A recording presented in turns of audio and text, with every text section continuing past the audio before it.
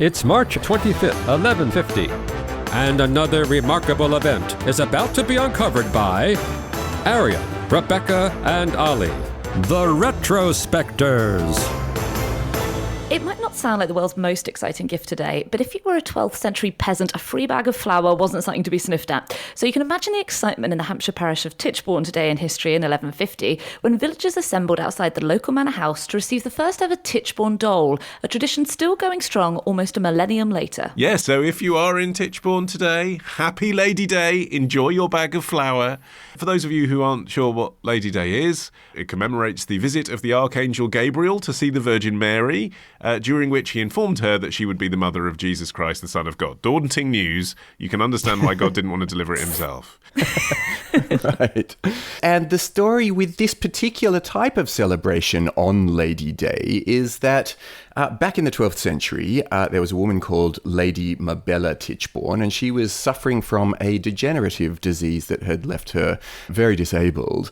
And her husband, who sounds like a total jerk, by the way, Sir Roger, who was widely known at the time as a jerk and a cheapskate, she told him that... I'm sorry, in the 12th century, no one was widely known as a jerk in England. I'm not allowing that. Well, the time-appropriate equivalent then. But anyway, in conversation with Sir Roger, Lady Tichborne said that she wanted her final gift to be the donation of food to the needy regularly every year on this particular day. And her husband was reluctant, but made this really bizarre agreement as to how much he would be willing to give. He told her that he'd give all the corn from the land which his dying wife could crawl around whilst holding a blazing torch in her hand before it went out. And so she did succeed in crawling around 23 acres of field, which is still called the Crawls to this day. Yeah, and still wary of her husband's reliability, clearly. Before her death, she added a curse in for good measure that if he or his descendants ever stopped the Tichborne Dole, as it came to be known, the next generation would be 7 sons, followed by 7 daughters, thus ending the Tichborne family line. Punishment for Lady Day, more ladies. Exactly. I mean, for a medieval lord, a pretty scary curse.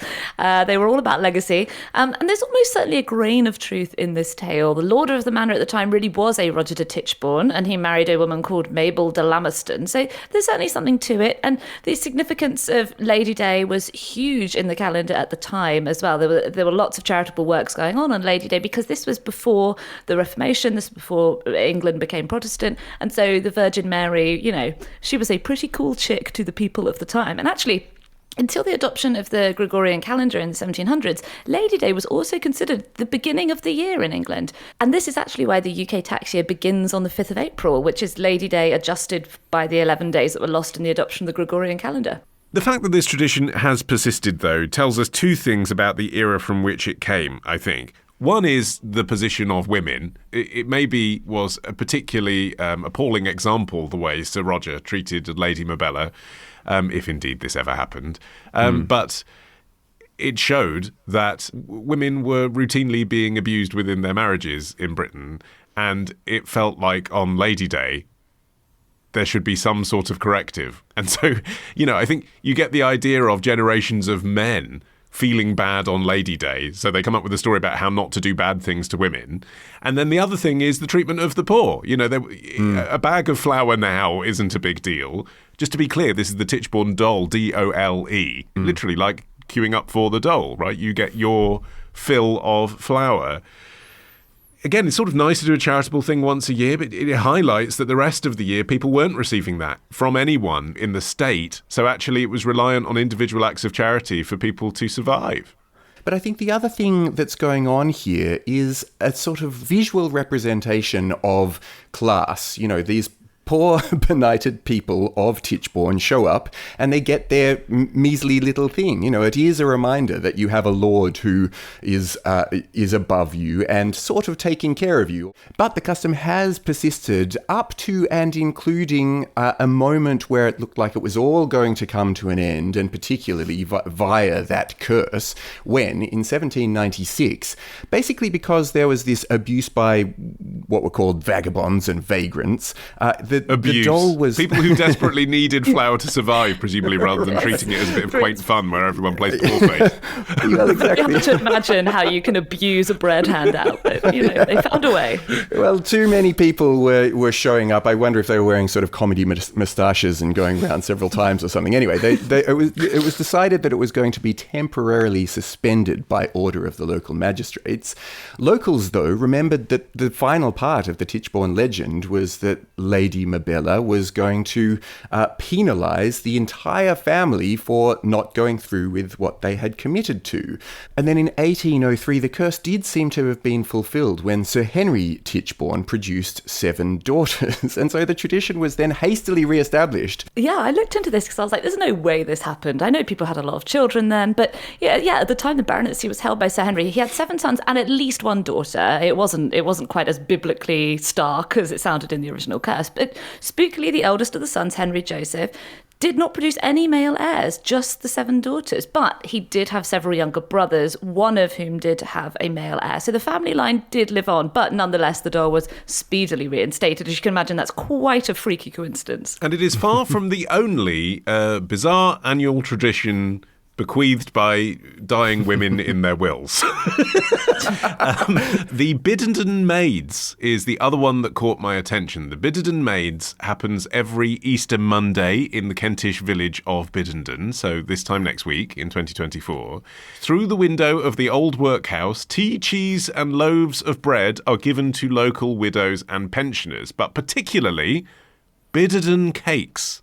Each bears the effigy of the Biddenden Maids, who were conjoined twins, born in 1100, who lived conjoined at the hips, possibly the shoulders also, some sources say, although that's very rare, for 34 years. So they were 34 when they died, and they said, when they died, that in their will, 20 acres of land should be left to the church wardens, and the rent from the bread and cheese lands should provide an annual dole to the deserving poor.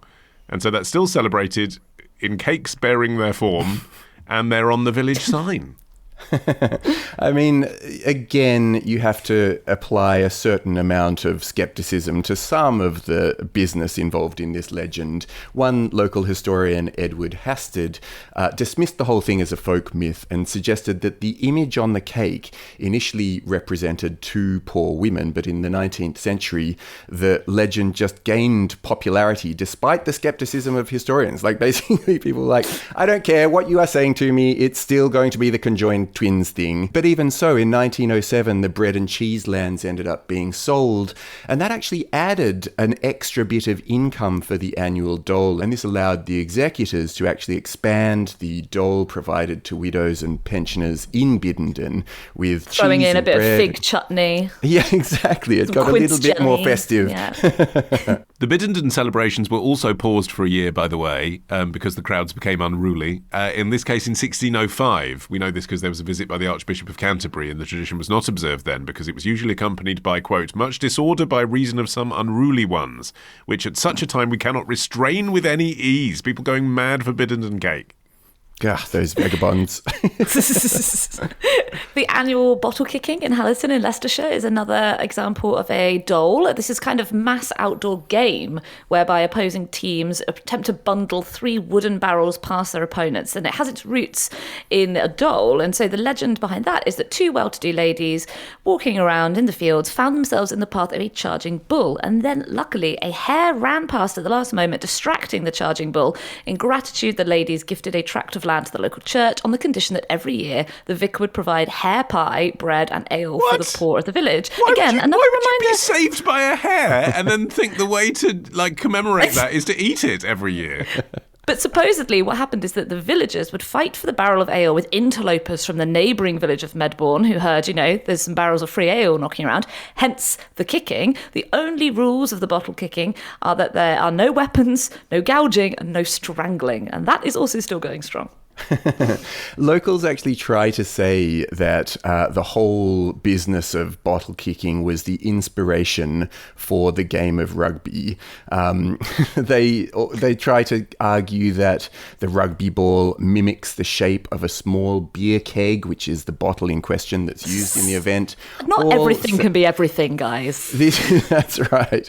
It's funny. There are so many of these stories, and frankly, I wish I knew about them more when I lived in the UK, because it would allow you in certain circumstances to be able to knock on certain doors at certain times of year and receive these there's dolls. a high concept Danny Wallace style book in this, isn't there? Yeah, Can going you around the traverse country. England just living off dolls. Guys, you're the reason that they had to ban this doll. You are the bread handout abusers. I knew it would never work. Subscribe on Apple Podcasts or Patreon to hear bonus material from Arion, Rebecca, and Olly, the Retrospectors.